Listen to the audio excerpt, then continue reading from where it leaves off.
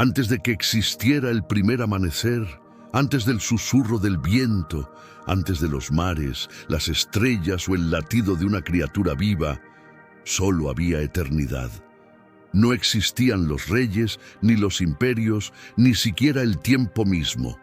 Solo el abismo infinito, silencioso, inmóvil, y sobre aquel océano de oscuridad se movía el Espíritu de Dios. No era un vacío muerto, sino una espera sagrada, como si toda la creación contuviera el aliento aguardando una sola palabra. Y entonces ocurrió. Una voz rompió el silencio primordial. No fue un trueno, aunque hizo temblar el universo. No fue un grito, aunque atravesó los confines de lo inexistente.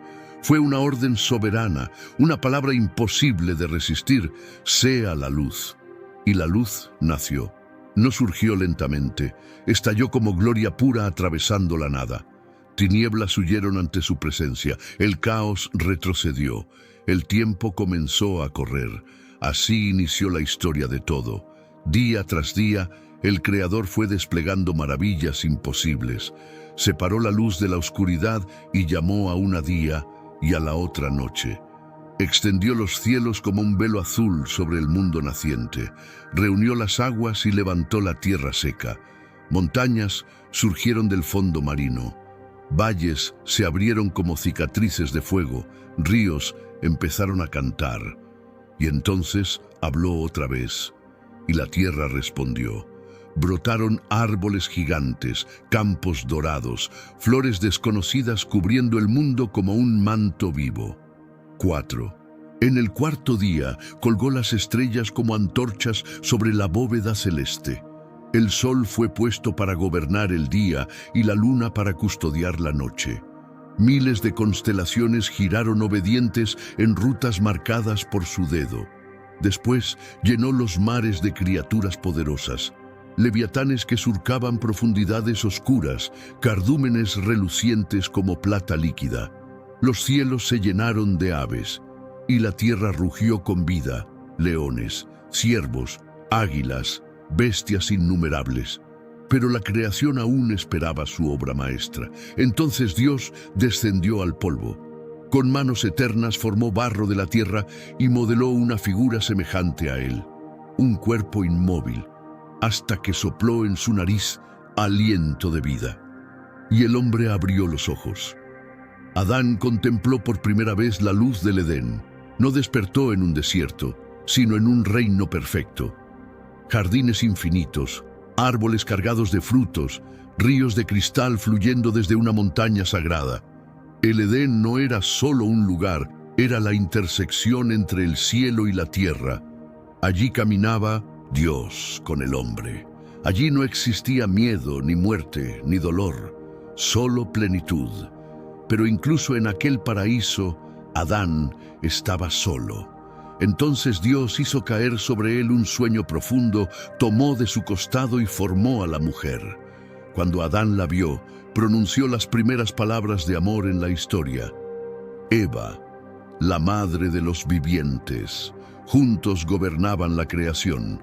Toda bestia obedecía, todo árbol les pertenecía, excepto uno. En el centro del jardín estaba el árbol del conocimiento del bien y del mal. Y la advertencia fue clara: del día que comas de él, ciertamente morirás. Pero en los rincones del paraíso ya se arrastraba una sombra antigua. Un rebelde expulsado de los cielos observaba. La serpiente esperaba.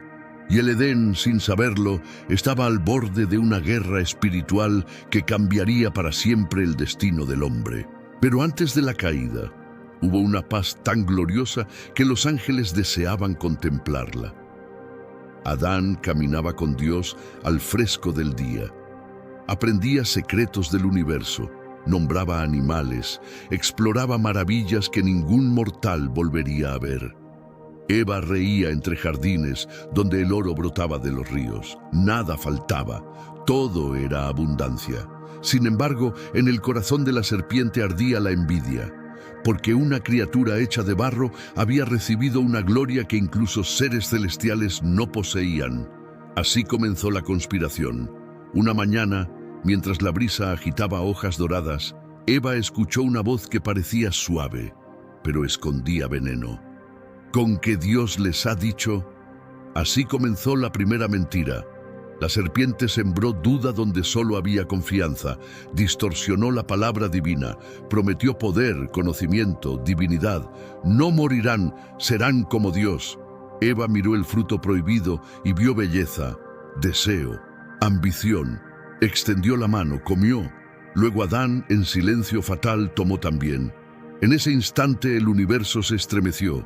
No cayó un rayo, no se abrió la tierra. Algo peor ocurrió. La inocencia murió. Sus ojos fueron abiertos y vieron vergüenza. Se escondieron entre árboles donde antes caminaban libres.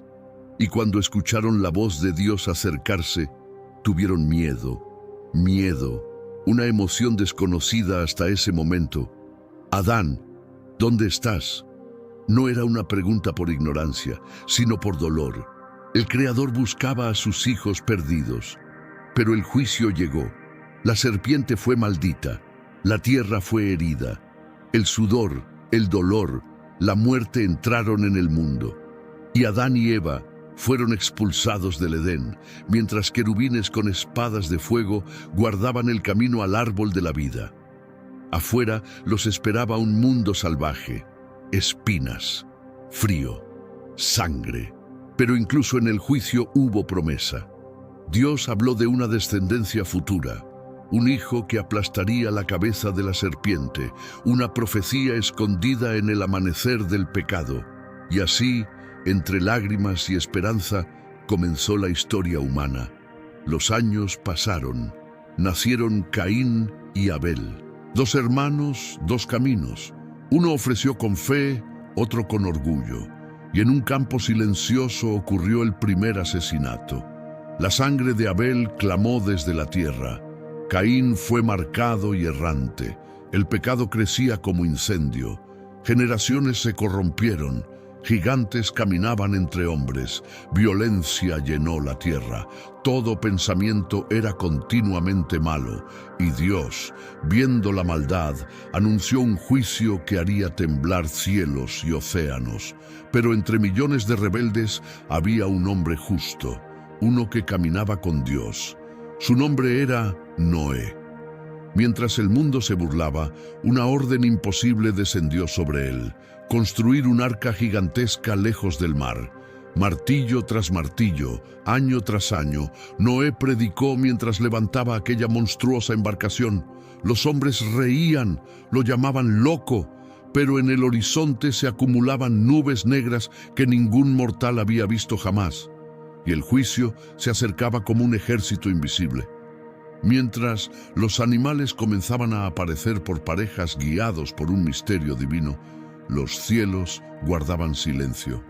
El silencio que precede a una tormenta capaz de borrar civilizaciones enteras. Y cuando el día señalado llegó, algo cambió en el aire. Los pájaros callaron, el viento se volvió pesado. Noé, su familia y las criaturas entraron en el arca, y Dios mismo cerró la puerta. Entonces una gota cayó del cielo, luego otra, luego miles, pero no solo llovió desde arriba. Las fuentes del gran abismo reventaron, océanos subterráneos explotaron, montañas desaparecieron bajo aguas furiosas. Ciudades enteras fueron tragadas. El mundo conocido pereció bajo una tempestad sobrenatural. Durante 40 días y 40 noches, el juicio rugió sobre la tierra. Dentro del arca, mientras maderas crujían y bestias rugían en oscuridad, Noé sostenía una promesa. Afuera moría una era, adentro sobrevivía el futuro. Pero incluso mientras flotaba sobre un mundo destruido, otro hilo de la gran historia estaba siendo tejido en secreto. Porque de los sobrevivientes surgirían naciones, reyes, profetas y un hombre llamado Abraham, que un día escucharía una voz bajo las estrellas prometiéndole descendencia más numerosa que el cielo. Pero eso pertenece a otra página. Porque justo cuando las aguas comienzan a retroceder, cuando el arca se posa sobre montes ocultos, Cuando una paloma es enviada buscando tierra seca, una nueva humanidad está a punto de nacer y en el horizonte, más allá del diluvio, se levanta el comienzo de pactos, sacrificios y promesas que cambiarán el destino de todos los pueblos.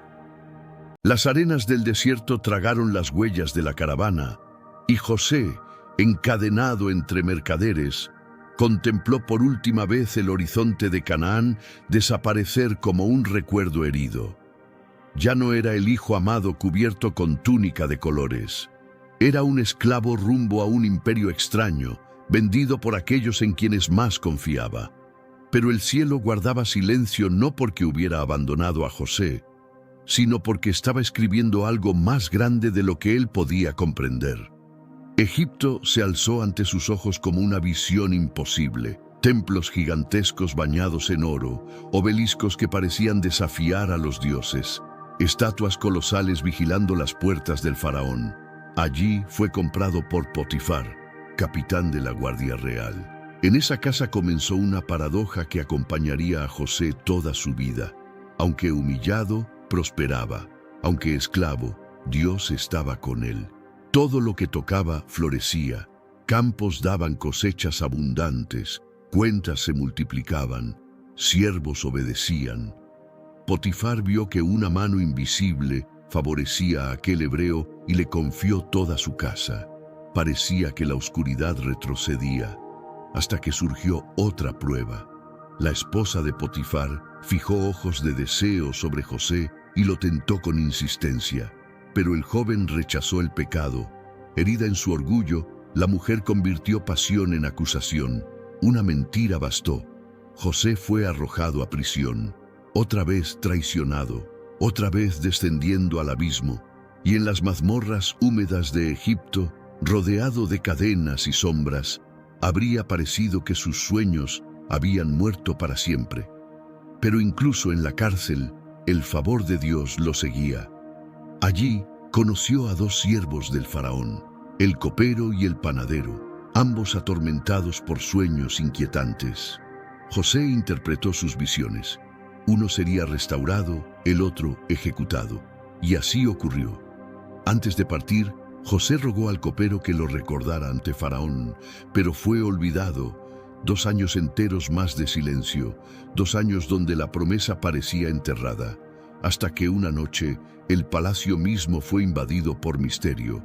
Faraón soñó 7 vacas gordas devoradas por 7 flacas, 7 espigas llenas tragadas por 7 marchitas. Nadie pudo interpretar el enigma. Entonces el copero recordó al hebreo olvidado en prisión.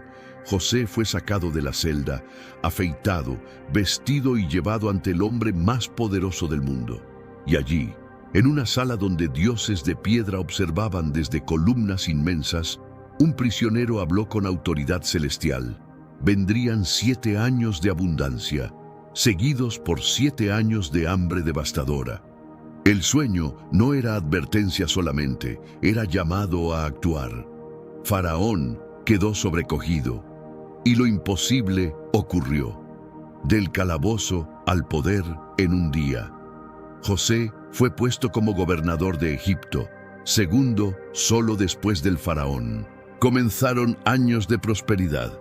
Graneros gigantes se llenaron como montañas de trigo. Ciudades almacenaban cosechas mientras José administraba con sabiduría sobrenatural. Pero entonces llegó el hambre, no una escasez común, una devastación continental. Tierras se secaban, rebaños morían, naciones enteras marchaban hacia Egipto buscando pan. Y un día, entre multitudes desesperadas, llegaron hombres inclinándose ante el gobernador sin reconocerlo. Eran sus hermanos, los mismos que lo vendieron. El sueño se había cumplido, pero José no reveló su identidad. Los probó, los confrontó, los hizo regresar por Benjamín. Y en ese drama de tensión y culpa, algo cambió en aquellos hombres endurecidos. Judá, que una vez propuso vender a José, ahora ofrecía su propia vida por su hermano menor. Entonces el gobernador egipcio ya no pudo contenerse. ordenó salir a todos los siervos y lloró tan fuerte que palacio entero oyó su llanto. Yo soy José. Sus hermanos quedaron petrificados, esperaban venganza, pero hallaron misericordia. Ustedes pensaron hacerme mal, pero Dios lo encaminó para bien. Aquellas palabras atravesaron siglos. Jacob fue traído a Egipto. La familia descendió a Gosén, tierra fértil bajo protección de José. 70 personas entraron. Una nación saldría siglos después. Pero mientras los años avanzaban, José envejeció. Antes de morir, hizo jurar que sus huesos serían llevados un día de regreso a la tierra prometida, porque sabía que Egipto no era destino final, era solo escenario temporal en una historia mayor. Tras su muerte, surgieron faraones que no recordaron a José, y con el olvido llegó la opresión. Los hebreos crecieron en número y el nuevo faraón temió su fuerza. Entonces comenzó la esclavitud. Látigos sobre espaldas, pirámides levantadas con sangre, niños varones condenados a muerte por decreto real. Parecía que el pacto hecho con Abraham se ahogaba bajo cadenas egipcias. Pero otra vez, cuando todo parecía perdido, Dios preparaba un libertador. Un niño nacido bajo sentencia de muerte sería escondido entre juncos del Nilo, criado en palacio, formado en desierto, marcado por fuego divino. Su nombre sería Moisés. Pero antes de su llamado, una sombra más antigua aún se mueve en la historia, porque detrás de faraones, esclavitud y rebeliones humanas, la serpiente antigua sigue intentando destruir la promesa anunciada en Edén. Ahora el relato se ensancha como río poderoso. Desde la creación hasta el diluvio, desde Abraham hasta José, una línea secreta atraviesa todo. La lucha por la simiente prometida. El enemigo intentó corromper la humanidad antes del arca. Intentó quebrar la fe de Abraham.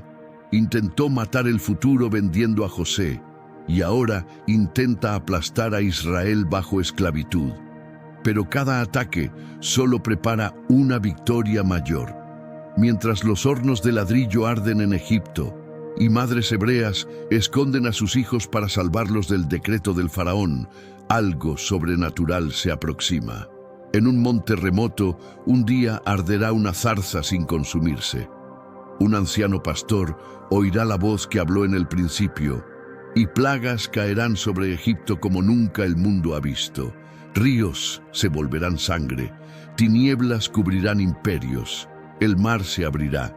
Pero eso pertenece a otra página, porque esta termina donde la esperanza parece más frágil y precisamente por eso más poderosa. José ha muerto, pero sus palabras permanecen. Israel sufre, pero no está olvidado. Y en una cesta flotando sobre aguas del Nilo, un bebé desconocido lleva oculto el destino de naciones. El Nilo avanzaba lento aquella madrugada, reflejando un cielo de cobre, mientras una madre hebrea temblaba de dolor y esperanza. En sus brazos sostenía a un niño condenado por decreto real. Faraón había ordenado que todo varón hebreo fuese arrojado al río, porque temía que el pueblo esclavo se volviera demasiado fuerte. Pero aquella madre, Jocabed, vio en su hijo algo que ningún decreto podía apagar. Durante meses lo escondió en silencio, mientras afuera los capataces gritaban y los látigos silbaban sobre espaldas hebreas. Pero llegó el día en que ya no pudo ocultarlo más.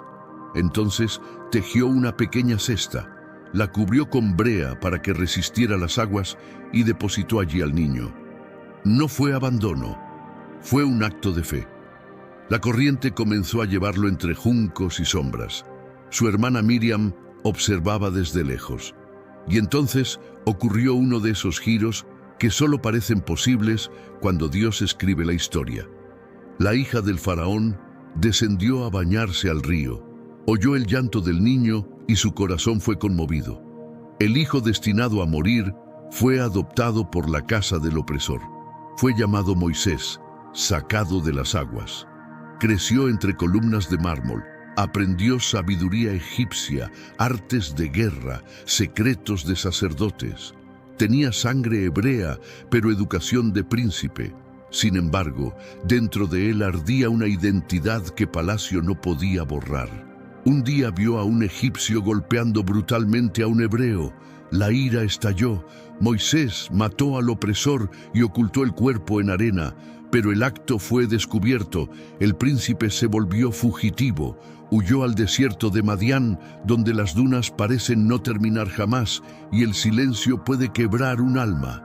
Allí pasó 40 años como pastor, cuidando ovejas en montes olvidados, como si la grandeza prometida hubiera sido solo espejismo, pero Dios no desperdicia desiertos. Fue precisamente en la soledad donde Moisés sería preparado para enfrentar imperios.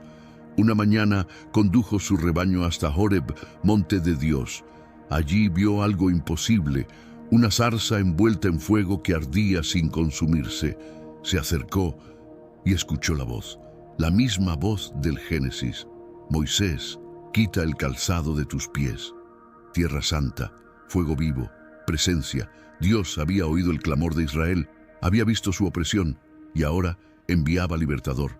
Moisés tembló, dudó, resistió. ¿Quién soy yo para ir a Faraón? Pero la respuesta no fue exaltar al hombre, sino revelar al Eterno: yo soy el que soy. Con esa autoridad volvería a Egipto.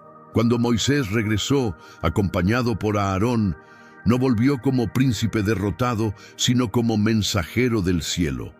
Entró en los salones de Faraón, donde oro relucía y dioses tallados parecían vigilar desde las paredes, y pronunció palabras que hicieron temblar al imperio.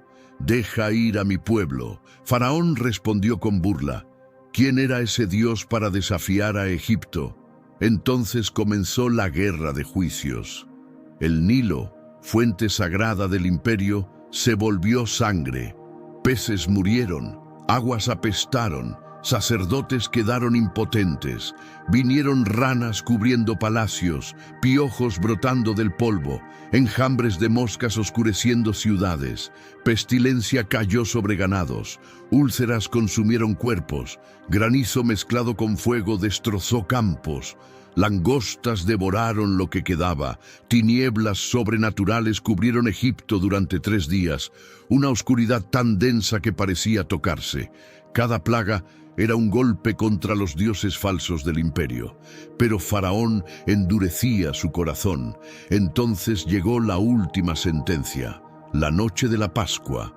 Cada familia hebrea sacrificó un cordero y marcó con sangre los dinteles de sus puertas. Dentro comieron apresurados, listos para partir. Afuera descendió el ángel del juicio. En cada casa egipcia hubo llanto. Desde el palacio hasta la choza más humilde, la muerte golpeó a los primogénitos. Y en la madrugada, quebrado, Faraón cedió. Israel salió, no como esclavos furtivos, sino como multitud victoriosa. Hombres, mujeres, niños, rebaños. Una nación naciendo entre antorchas bajo el cielo nocturno. Pero la libertad apenas comenzaba, porque cuando llegaron frente al mar, el terror regresó. A sus espaldas venía el ejército egipcio, carros, caballos, lanzas reluciendo como tormenta de acero. Delante solo agua. El pueblo clamó desesperado, pero Moisés alzó su vara, y el mar respondió. Vientos sobrenaturales partieron las aguas, muros líquidos se levantaron a ambos lados. Israel caminó sobre fondo seco mientras el abismo rugía contenido. Cuando los egipcios persiguieron, las aguas volvieron sobre ellos. El imperio fue tragado, y en la otra orilla un pueblo recién liberado cantó por primera vez su himno de victoria. Pero la travesía apenas iniciaba. El desierto sería campo de milagros y rebeliones. Maná caería del cielo, agua brotaría de roca. En Sinaí, el monte entero ardería con relámpagos mientras Dios entregaba su ley en fuego y trueno. Allí se sellaría un pacto para una nación santa. Pero incluso antes de alcanzar esa montaña, algo más profundo se revelaba. El éxodo no era solo liberación política. Era una imagen de redención futura. el cordero pascual, la sangre en puertas, el paso por el mar, todo apuntaba a un misterio aún escondido. Sin embargo, Israel todavía debía aprender obediencia en medio del desierto, y aprendería con dolor, porque mientras Moisés sube al monte para recibir palabras divinas escritas en piedra, abajo el pueblo empieza a olvidar. Y en la próxima página, en medio de fuego celestial y traición humana, nacerá una crisis que casi destruye la nación recién salvada. El desierto del Sinaí parecía un inmenso océano de piedra y fuego. Durante semanas, Israel avanzó entre montañas ásperas, guiado por una columna de nube de día y una columna de fuego de noche. No era símbolo, era presencia viva. Cuando el sol caía y el frío mordía la arena, aquella llama suspendida ardía como faro sobrenatural, recordando que Dios caminaba con ellos. Y entonces llegaron al monte.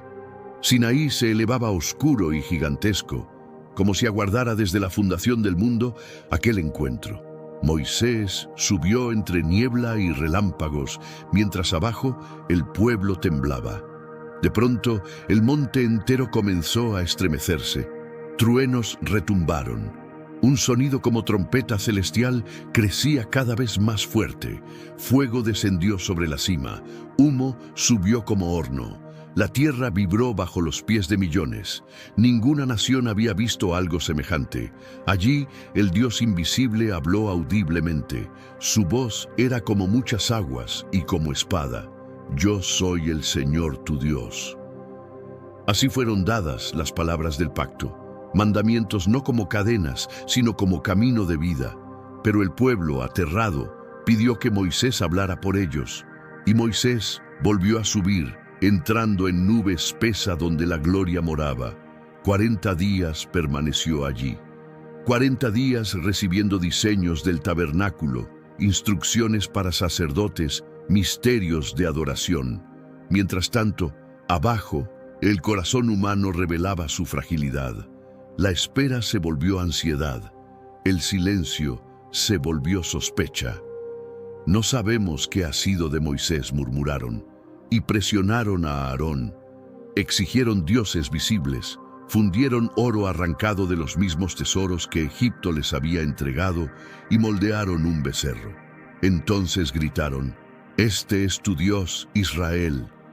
Bajo la montaña donde ardía la gloria, comenzaron cantos idolátricos, fiesta, desenfreno, traición. El pacto recién nacido era quebrantado antes de sellarse plenamente. En la cumbre, Dios habló a Moisés del pecado del pueblo. La ira divina se encendió. El juicio parecía inminente, pero entonces ocurrió algo asombroso. Moisés intercedió. Rogó por un pueblo rebelde, apeló a las promesas hechas a Abraham y descendió con las tablas de piedra en brazos. Pero al ver la idolatría, su celo ardió. Arrojó las tablas, quebrándolas al pie del monte. Molió el becerro hasta polvo. El campamento se estremeció bajo disciplina severa y aún así lo más extraordinario estaba por venir. Porque después del pecado vino misericordia. Moisés volvió a subir solo, no con tablas intactas, sino con un clamor: «Muéstrame tu gloria». No pidió poder, no pidió victoria militar, pidió conocer más a Dios. Y el Señor respondió de forma que generaciones recordarían. Lo colocó en una hendidura de la roca y pasó delante de él proclamando su nombre: compasivo, clemente, lento para la ira, grande en misericordia. Cuando Moisés descendió, su rostro resplandecía con una luz que aterraba al pueblo. Había estado en presencia del Eterno.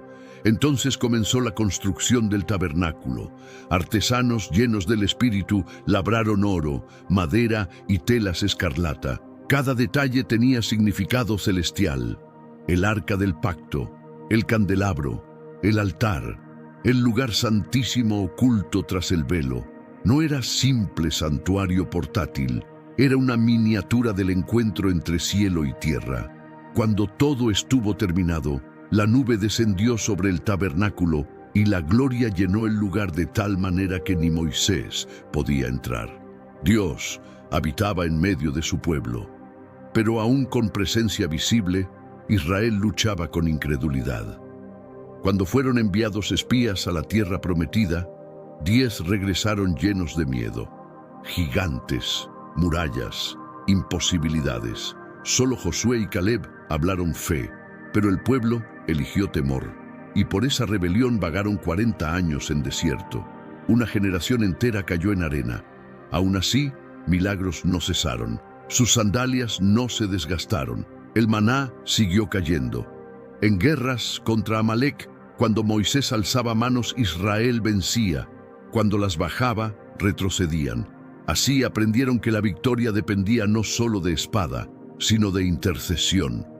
Pero también hubo juicios terribles. La tierra abrió su boca y tragó a Coré y sus rebeldes. Serpientes ardientes mordieron al pueblo hasta que Dios mandó levantar una serpiente de bronce para sanar a quien la mirara con fe. Todo en el desierto enseñaba que la vida dependía de confiar.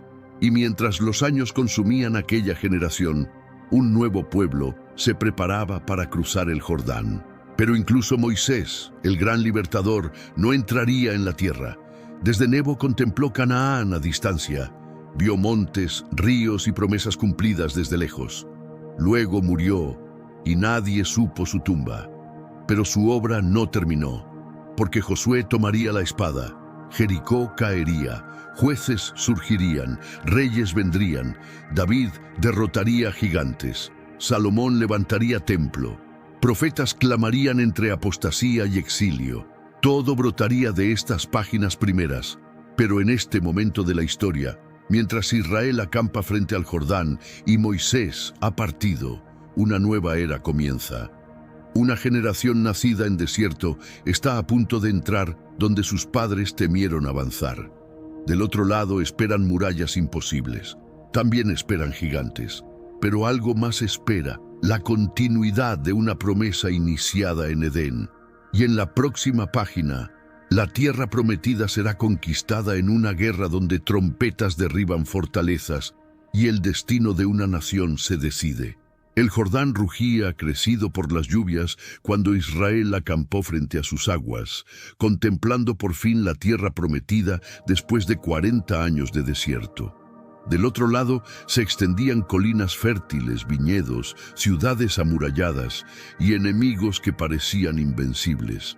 Moisés había muerto. La generación del Éxodo había desaparecido en la arena. Ahora Josué, antiguo espía fiel, debía conducir una nación entera hacia una guerra imposible. Pero antes de mover un solo ejército, Dios repitió la fórmula de toda victoria verdadera: obediencia. Cuando los sacerdotes cargando el arca dieron el primer paso hacia el río, ocurrió un prodigio que hizo eco del Mar Rojo. Las aguas se detuvieron río arriba como muro invisible y el pueblo cruzó en seco. Una nueva generación pasó donde sus padres habían dudado. Del otro lado, levantaron piedras memoriales para que nunca olvidaran que la tierra se conquistaría por la mano del Señor. Pero el primer obstáculo era aterrador: Jericó. Sus muros eran legendarios, gruesos como fortalezas imposibles, vigilados por guerreros curtidos. Ningún ariete hebreo podía romperlos. Ninguna estrategia humana bastaba. Entonces Dios dio un plan absurdo para ojos militares: marchar alrededor de la ciudad una vez al día durante 6 días en silencio, con sacerdotes tocando trompetas delante del arca. El 7º día debían rodearla 7 veces y gritar. Así lo hicieron. Día tras día, los habitantes de Jericó observaban desconcertados aquella procesión extraña. Hasta que llegó el 7º día. Trompetas sonaron. Josué dio la orden y un clamor inmenso surgió del pueblo. Entonces la tierra tembló. Las murallas se desplomaron como si una mano invisible las hubiera derribado desde dentro. Israel entró. Jericó cayó no por espada, sino por obediencia. Era una lección para todas las generaciones. Algunas fortalezas solo ceden cuando el cielo pelea. Sin embargo, inmediatamente vino una herida. En Jai fueron derrotados inesperadamente. Había pecado oculto en el campamento. Acán había tomado botín prohibido. Israel aprendió que la victoria no depende solo de valentía, sino de santidad. Purificado el pueblo, Jai cayó también. Ciudades fueron tomadas, reyes coaligados fueron vencidos, y en una batalla memorable contra 5 reyes amorreos, Josué clamó, y el sol pareció detenerse en el cielo mientras la guerra continuaba. El tiempo mismo pareció servir a la promesa, pero conquistar tierra era más fácil que gobernar corazones. Tras Josué vino una época turbulenta. Cada uno hacía lo que bien le parecía. Así comenzó el tiempo de los jueces. Un ciclo doloroso se repitió una y otra vez. El pueblo olvidaba a Dios, caía en idolatría, enemigos oprimían, Israel clamaba y Dios levantaba un libertador. Surgió Débora, profetisa valiente que juzgó a la nación. Surgió Gedeón, escondido y temeroso, llamado a derrotar ejércitos con solo 300 hombres armados con antorchas y cántaros. Surgió Sansón, fuerte como tormenta, trágico como advertencia. En cada juez se veía misericordia, pero también la necesidad de algo más estable. El pueblo empezó a pedir un rey. Querían ser como las demás naciones. Dios les dio primero a Saúl, alto y poderoso, pero su corazón se desvió. Entonces, en secreto, el profeta Samuel ungió a un muchacho pastor en Belén, David. Nadie lo habría escogido, pero Dios mira el corazón. Y pronto el joven enfrentó una amenaza que aterrorizaba a Israel, Goliat de Gat, gigante cubierto de bronce, blasfemo, invencible para ojos humanos. Mientras soldados temblaban, David avanzó con una honda, 5 piedras y una fe feroz. «Yo vengo en nombre del Señor». La piedra voló. El gigante cayó. Aquel día no solo cayó un enemigo, se levantó un rey. David conquistó Jerusalén, trajo el arca, compuso salmos que aún resuenan y recibió una promesa asombrosa. De su linaje vendría un reino eterno. Después Salomón, su hijo, levantó un templo glorioso donde la gloria descendió como nube viva. Oro cubría paredes, querubines gigantes guardaban el santuario, sacerdotes caían postrados cuando la presencia llenaba la casa. Parecía el clímax de la nación, pero aún los días dorados contienen semillas de fractura, porque tras Salomón el reino se dividió, norte y sur. Reyes corruptos surgieron, ídolos invadieron colinas, profetas clamaron con lágrimas y fuego. Elías en Carmelo, llamando fuego del cielo. Isaías anunciando un siervo sufriente. Jeremías llorando por Jerusalén. Imperios como Asiria y Babilonia se alzaron como instrumentos de juicio. El templo sería destruido, el pueblo llevado al exilio. Pero incluso en ruinas, la promesa no murió, porque profetas vieron más allá del exilio un rey venidero, un nuevo pacto, un redentor.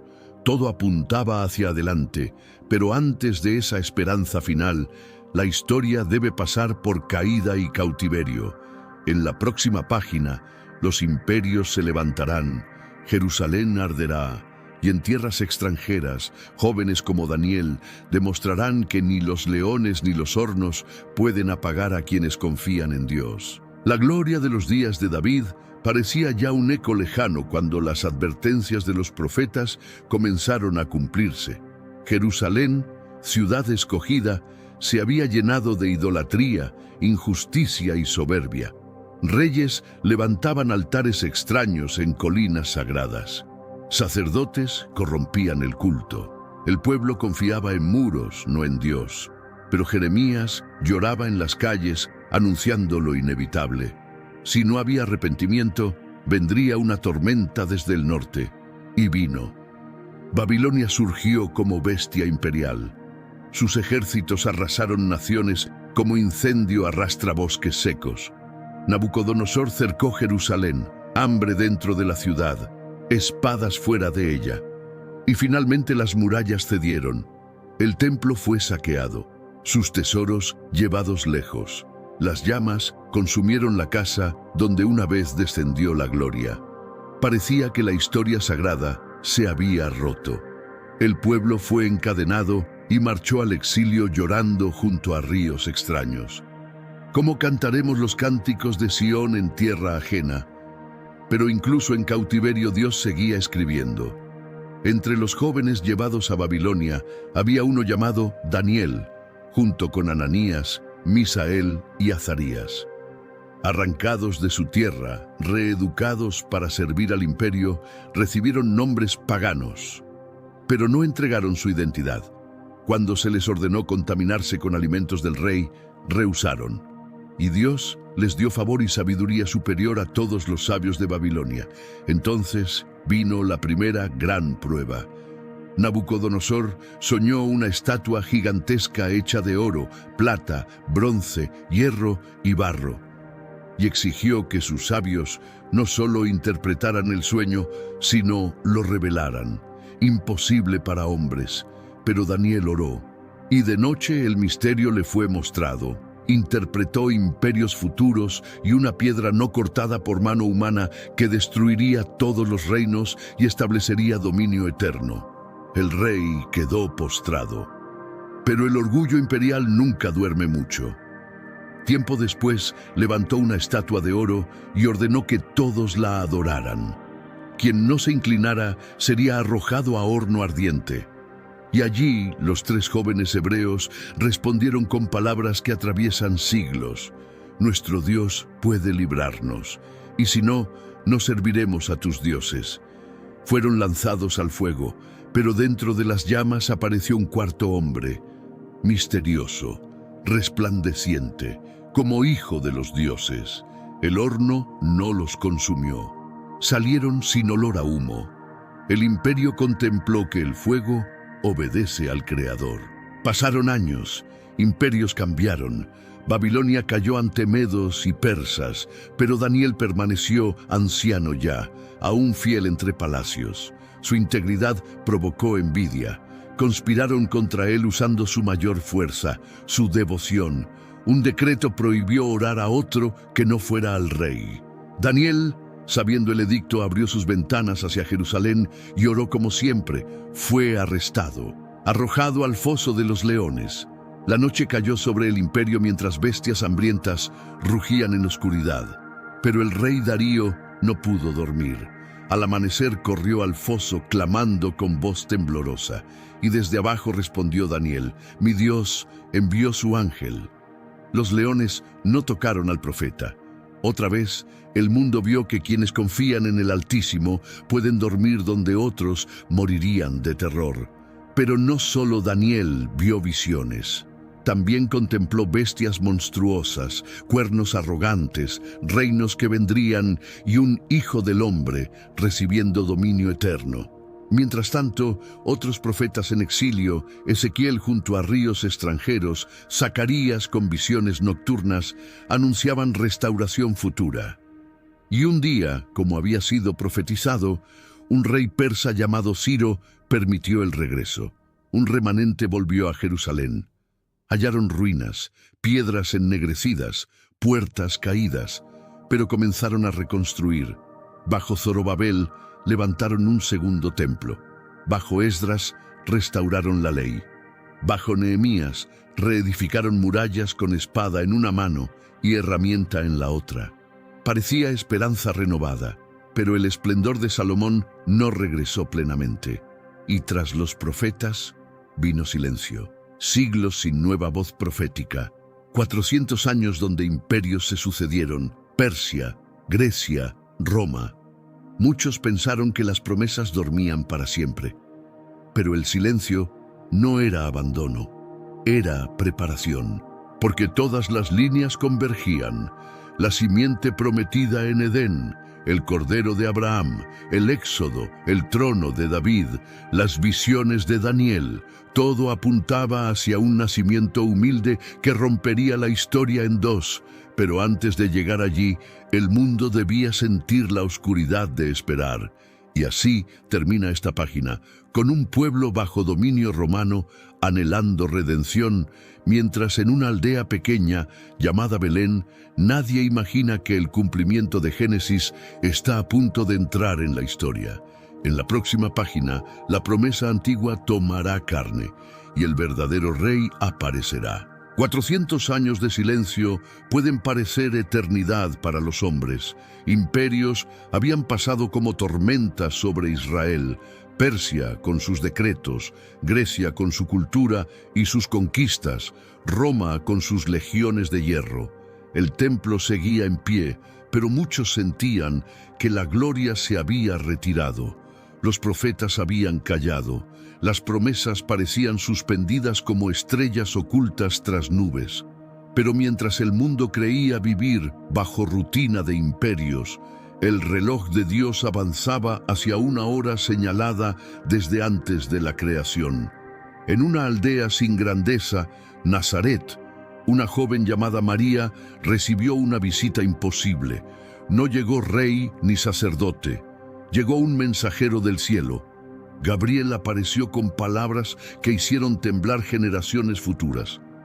Alégrate, muy favorecida. María escuchó que concebiría un hijo por obra del Espíritu Santo. No un hijo cualquiera, el esperado. Hijo del Altísimo, heredero del trono de David, la simiente prometida desde Edén. Mientras tanto, José, carpintero justo, luchaba en silencio con el misterio hasta que también recibió revelación en sueños. Y entonces, bajo decreto romano que obligó a viajar a Belén, se cumplió una antigua profecía. En un establo humilde, entre animales y noche fría, nació aquel en quien convergían patriarcas y profetas. No hubo trompetas imperiales, hubo llanto de recién nacido, pero sobre los campos cercanos, pastores vieron cielos abrirse, ángeles irrumpieron cantando, «Gloria a Dios en las alturas». Pastores corrieron al pesebre, magos del oriente siguieron una estrella imposible hasta hallar al niño. Oro, incienso y mirra fueron puestos ante quien parecía indefenso, pero un rey oscuro sintió amenaza. Herodes ordenó matar niños en Belén. Otra vez la serpiente intentaba destruir la promesa, pero José huyó con María y el niño a Egipto. Como siglos antes, Jacob descendió allí. Incluso en eso se cumplía misterio antiguo. Años después regresaron. El niño creció. Carpintería, silencio, 30 años casi ocultos, como si el cielo demorara deliberadamente antes de revelar al rey. Pero cuando llegó la hora, un profeta vestido de desierto clamaba junto al Jordán. Juan el Bautista preparaba el camino, y un día Jesús descendió a las aguas. Cuando fue bautizado, los cielos se abrieron. El Espíritu descendió como paloma. Una voz tronó: «Este es mi Hijo amado». La historia entraba en su centro. Pero antes del ministerio vino el desierto, 40 días de ayuno. Allí el antiguo tentador apareció. No en Edén esta vez, sino frente al segundo Adán. Donde el primero cayó, éste vencería. Pan, poder, gloria sin cruz. Cada tentación fue rechazada con la palabra de Dios, y el enemigo retrocedió. Entonces comenzó una obra que hizo temblar a Judea. Ciegos veían, leprosos eran limpiados, demonios huían. Multitudes seguían a Jesús por montes y aldeas. Hablaba del reino como nadie jamás habló. Enseñaba con autoridad, no como escribas. En una montaña proclamó bienaventuranzas que invertían la lógica del mundo. En una barca calmó tormentas con una orden. Caminó sobre aguas como quien pisa cristal. Multiplicó panes para multitudes. Resucitó muertos. Pero no solo hacía milagros, confrontaba corazones. Llamaba al arrepentimiento. Denunciaba hipocresía y afirmaba cosas que estremecían a líderes religiosos. Perdonaba pecados. Se llamaba buen pastor, pan de vida, luz del mundo. Incluso dijo: antes que Abraham fuese, yo soy. Una declaración explosiva. Algunos lo adoraban, otros querían matarlo. Entre sus seguidores había pescadores, recaudadores, mujeres restauradas, celotes, hombres comunes convertidos en testigos del reino. Pero mientras crecía la luz, también crecía la sombra, porque Jesús hablaba de sufrimiento venidero, decía que debía ir a Jerusalén, que sería entregado. Pedro protestó. No entendía que el rey debía ser cordero antes que conquistador. Y así la historia avanzó hacia una cena en Jerusalén donde pan y copa recibirían nuevo significado. En aquella última cena habló de pacto en su sangre, lavó pies como si el rey se hiciera siervo, anunció traición, Judas salió a la noche, luego vino Getsemaní, olivos, sudor como sangre, oración agonizante, no se haga mi voluntad. Soldados llegaron con antorchas, beso de traición, arresto, juicios injustos, golpes, corona de espinas, el inocente condenado. Pero esto no era accidente, era el hilo secreto de Génesis llegando a su clímax. El Cordero de Abraham, la Pascua, la serpiente herida, todo convergía en una cruz levantada fuera de Jerusalén. Pero esa escena pertenece a la próxima página, porque aquí terminamos al borde del sacrificio, donde cielo y tierra contienen el aliento, mientras el verdadero Cordero camina hacia el madero.